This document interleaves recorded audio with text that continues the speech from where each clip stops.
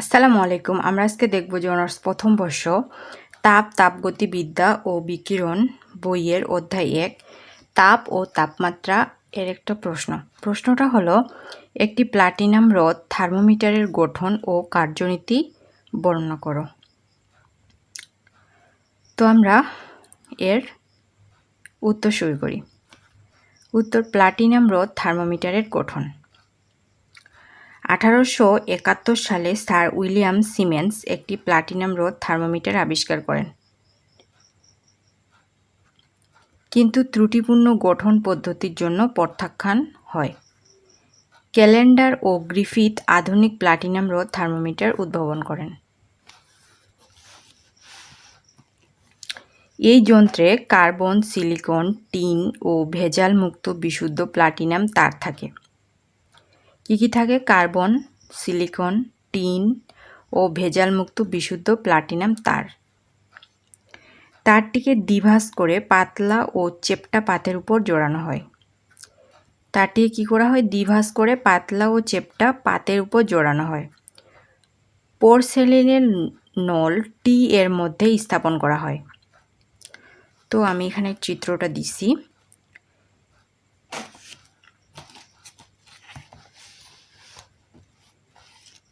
এখানে যদি দেখি তো এখানে হচ্ছে একটা পোরসেলিনের নল, যা হচ্ছে টি এর মধ্যে স্থাপন করা হয়েছে। আর টি নলের মুখ কুপরিবাহী সিপিই এ দ্বারা বন্ধ থাকে। কুপরিবাহী সিপি এ দ্বারা কি থাকে? বন্ধ থাকে। সিপিতে 4টি বন্ধনী স্ক্রু। কয়টি? 4টি বন্ধনী স্ক্রু। আর স্ক্রুগুলো হচ্ছে পিপি আর হচ্ছে সিসি থাকে। আর এইখানে হচ্ছে চাকতি, এই চাকতিগুলো হচ্ছে ওভ্রের চাকতি। আর এই যে দ্বন্দ্বটা, এটা হচ্ছে প্লাটিনাম দ্বন্দ্ব। তাহলে আমরা চিত্রে কি বুঝলাম? এর মুখ কুপরিবাহী সিপি এ দ্বারা বন্ধ থাকে। সিপিতে 4টি স্ক্রু পিপি ও সিসি থাকে। এটা হচ্ছে প্লাটিনাম রোধ থার্মোমিটারের গঠন। প্লাটিনাম রোধ থার্মোমিটারের কার্যপদ্ধতি। এর আগে আমরা প্লাটিনাম রোধ থার্মোমিটারের গঠনটা দেখছি। এখন আমরা প্লাটিনাম রোধ থার্মোমিটারের কার্যপদ্ধতি সম্পর্কে জানব। তো এখানে একটা চিত্র। এই চিত্রে PQRS হচ্ছে হুইটস্টোন ব্রিজ পদ্ধতিতে বর্তনীটা ব্যবহার করা হয়েছে। আর B হচ্ছে একটা ব্যাটারি, আর K চাবি, আর এই স্রোত দ্বারা হচ্ছে এই চিত্রায়িত। তো আমরা এখানে একটু ব্যাখ্যা পাবো। প্লাটিনাম রোধ থার্মোমিটারে প্লাটিনাম তার কুণ্ডলী রোধ নির্ণয়ের জন্য হুইটস্টোন ব্রিজ বর্তনী ব্যবহার করা হয়।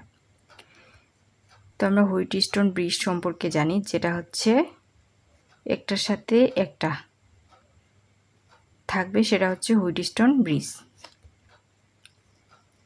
একে ক্যালেন্ডার ও গ্রিফিথ ব্রিজও বলে, যেহেতু ক্যালেন্ডার ও গ্রিফিথ পরবর্তীতে এটা আবিষ্কার করেছিল। পি ও কিউতে দুটি সমমানের রোধযুক্ত। পি ও কিউতে কি? দুটি সমমানের রোধযুক্ত। আর তৃতীয় বাহু আরতে প্রতিবিহিত দ্বন্দ্ব। আরতে কি? প্রতিবিহিত দ্বন্দ্ব। তাহলে এই যে এটা হচ্ছে প্রতিবিহিত দ্বন্দ্ব। এবং চতুর্থ বাহু এস, এখানে এটা হচ্ছে প্রথম, দ্বিতীয়, এটা তৃতীয়, আর এই এসটা হচ্ছে চতুর্থ বাহু। আর এসতে প্লাটিনাম তারের কুণ্ডলী যুক্ত আছে। এটা হচ্ছে প্লাটিনাম তারের কুণ্ডলী। রো ওহম এমএন যুক্ত। এখানে রো ওহম হচ্ছে এমএন যুক্ত। গ্যালভানোমিটার এমএন, এই গ্যালভানোমিটার এমএন তারের এদিক ওদিক সরিয়ে সাম্যবিন্দু নির্ণয় করা যায়। ব্রিজে একটি ব্যাটারি বি, ব্রিজে হচ্ছে একটা ব্যাটারি বি, আর হচ্ছে চাবি কে ও পরিবর্তনশীল রোধ, এই আরএস হচ্ছে পরিবর্তনশীল রোধ আরএস যুক্ত। এখন আমরা হিসেবটা করব। তার আগে একটু বলি যে প্লাটিনাম কুণ্ডলীকে 0 ডিগ্রি সেলসিয়াস উষ্ণতায় বরফ গোলা পানিতে স্থাপন করে আর এর মান এমনভাবে সমন্বয় করা হয় যেন এমএন তারের ঠিক মধ্যবিন্দু ডিতে সাম্যবিন্দু পাওয়া যায়। ধরা যাক এই অবস্থায় কুণ্ডলীর রোধ হচ্ছে আর নট। এই অবস্থায় আমরা কুণ্ডলীর রোধ কি ধরলাম? Are not. এমএন তারের দৈর্ঘ্য হচ্ছে তারের দৈর্ঘ্য 2L। তাই হচ্ছে অনুপাত বাহুদ্বয়ের রোধ সমান। কাজেই আমরা লিখতে পারি যে 0 ডিগ্রি সেলসিয়াসের জন্য তৃতীয় বাহুর রোধ সমান হচ্ছে চতুর্থ বাহুর রোধ। আর তৃতীয় বাহুর রোধ এখানে আর হচ্ছে তৃতীয় বাহু, আর তৃতীয় বাহুর সাথে কি ছিল? প্রতিবিহিত দ্বন্দ্ব। তাই আমরা এখানে আর প্লাস প্রতিবিহিত দ্বন্দ্বের রোধ প্লাস এল রো। আর চতুর্থ বাহুর সাথে ছিল হচ্ছে প্লাটিনাম তারের কুণ্ডলী, তাই এস প্লাস, কারণ চতুর্থ বাহুতে হচ্ছে এস,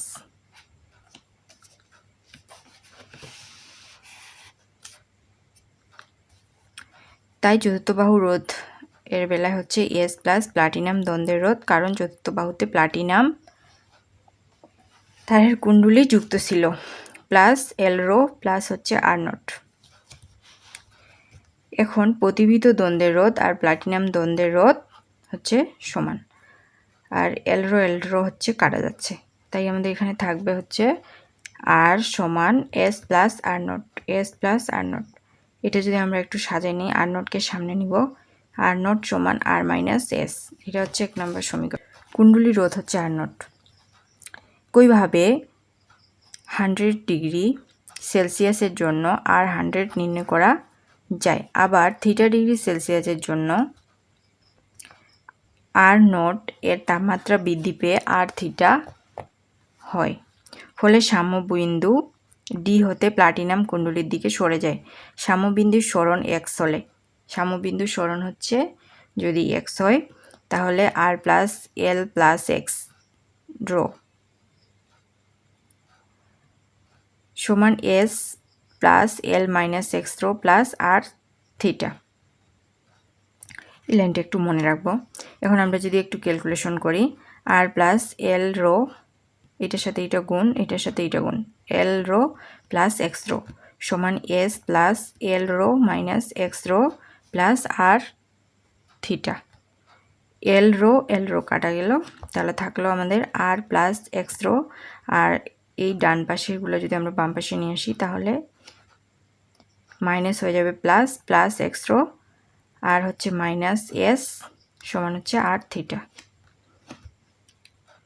এখন আমরা x rho plus x rho হচ্ছে কত? 2x rho, R plus 2x rho minus S সমান হচ্ছে আর থিটা।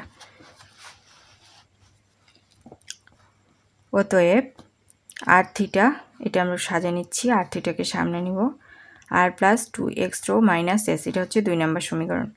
এই সম্পর্ক হতে আমরা আর থিটা নির্ণয় করা যায়, এই সম্পর্ক হতে আর থিটা নির্ণয় করতে পারবো। এখন আর নট, আর 100 এবং আর থিটা এর ঘাতমান সমূহ থেকে আমরা আর সমান R theta minus R nought by R 100 minus R nought into 100। তো এই মান হচ্ছে যদি আমরা সমীকরণে বসাই তাহলে থিটা পি নির্ণয় করতে পারবো। আর থিটা মাইনাস থিটা পি সমান del theta by 100 square minus theta by 100। তো প্রশ্ন একটু এলোমেলো লাগতে পারে, কিন্তু যেগুলো এলোমেলো লাগবে ওইগুলো আমরা একটু মনে রাখবো, বারবার খাতায় লিখবো, তাহলে আমরা পারবো পরীক্ষায় গিয়ে লিখতে। তাহলে আপনারা সকলে ভালো থাকেন, সুস্থ থাকেন। পরবর্তীতে আপনাদের সাথে আবারও দেখা হবে। আল্লাহ হাফেজ।